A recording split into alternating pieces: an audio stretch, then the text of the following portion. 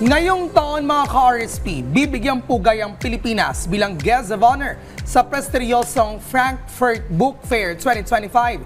Isang malaking pagkakataon upang maipakita ang yaman ng ating panitikaan, kultura at malikaing talento sa international stage. Sa pagdiriwang na ito, tampok ang mga akdang Pilipino at ang makulay na kwento ng ating bansa sa mundo ng literatura. Yes, at kaugnay niyan, kasama natin ngayon si Ms. Nida Ramirez upang pag-usapan ang kahalagahan ng pagkilalang ito. Magandang umaga po at welcome sa Rise and Shine Pilipinas, Ms. Nida. Magandang umaga po sa inyo. Ms. Nida, this is Prof. Fee together with Joshua. Unang-una po, gaano kahalaga para sa ating bansa na maging Guest of Honor dito sa Frankfurt Book Fair 2025? We want to know ano pa ibig sabihin nito, hindi lang para sa ating mga manunulat, kundi para sa buong bansa. Yes, alam niyo po, ang Frankfurt Book Fair po ang isa sa pinakamalaking book fair sa buong mundo. So, ito pong pagkakataon na maging guest of honor po tayo ay isang napakalaking oportunidad dahil ma-highlight po hindi lamang po ang ating literatura, hindi lamang po ang ating mga manunulat, kundi mapifeature din po ang ating kultura, turismo at marami pa pong aspeto ng artistry sa ating bansa.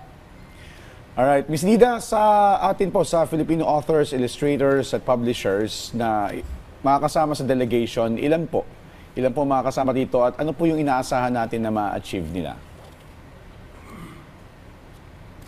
Yes po, so sa mga susuportahan po ng ating gobyerno, meron po tayong higit 120 publishers and creatives po na makakarating sa Frankfurt Book Fair. Pero yung actual count po talaga natin dito ay more than 400 kasi marami pa po sasama ng mga delegado na mga musicians, na mga cultural artists, at marami din po tayong mga self-funded na mga publishers at manunulat na pupunta po dahil gusto po talaga nilang maging bahagi nito.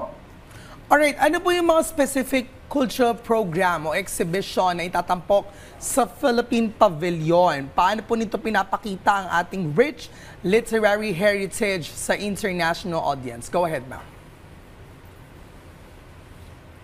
Yes, alam nyo, napakaraming mga literary at cultural program natin.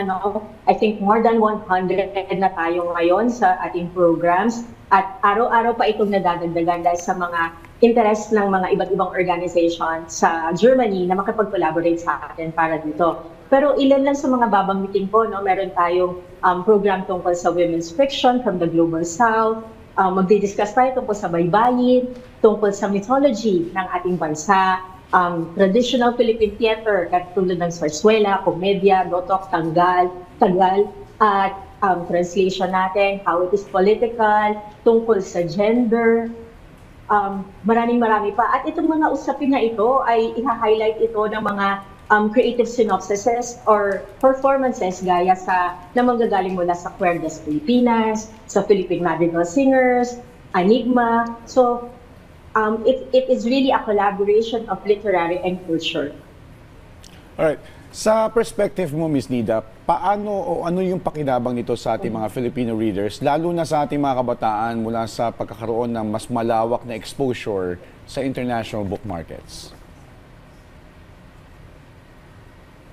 Yes, ito kasi mga ganitong classic book fair, pinalalakas nito ang ating mga publishers dahil sa mga interest ng international foreign market sa atin. So, natatranslate tayo sa iba't ibang lengguwahe. Dahil dito, pumapasok ang investment natin from abroad. Napapalakas nito ang kapital ng ating mga publishers. At syempre, alam naman natin na mas maraming kapital ang ating mga publishers, mas maraming libro ang magagawa, mas maraming dekalidad na mga libro ang magagawa, at mas maraming mararating ng mga mababasang Pilipino dahil dito. Alright, bukod... Ito hindi lang ito sa ating bansa, pati internationally ito. Ayun. Looking forward, syempre marami pang mga klaseng ganito na pagkilala sa ating bansa, lalo na sa mga literature na meron tayo dito. Bukod po sa Frankfurt, because I know Frankfurt, sa aming pag-aaral, it talks about, ito yung Frankfurt School, it talks about critical theory, so talagang very relevant when it comes to literature and the course of sociology as well, if I'm not mistaken. Well, bukod po sa Frankfurt, ano pa ang mga hakbang na ginagawa ng NBDB para itaguyod ang Filipino literature sa ibang bansa at sa ating mga kababayan abroad?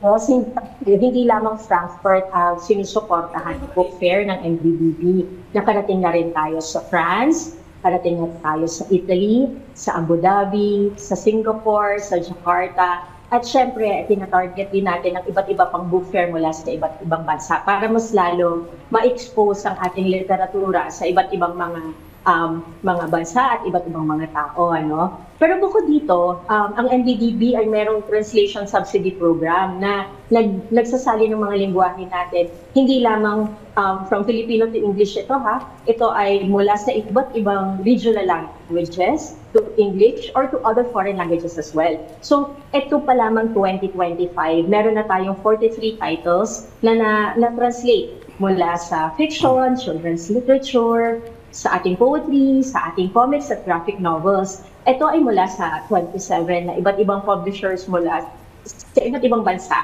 Kasama na dito yung Germany, Japan, UAE, Canada, UK. So, 2025 pa lang yan. At since 2024, meron na tayong 173 Filipino titles na naisalin sa iba't ibang language. Alright, maraming salamat po Ms. Nida Ramirez sa inyong oras at pagbabahagi ng inspirasyon at kaalaman sa ating panitikan at kultura. Thank you, Ms. Nida. Thank you so much.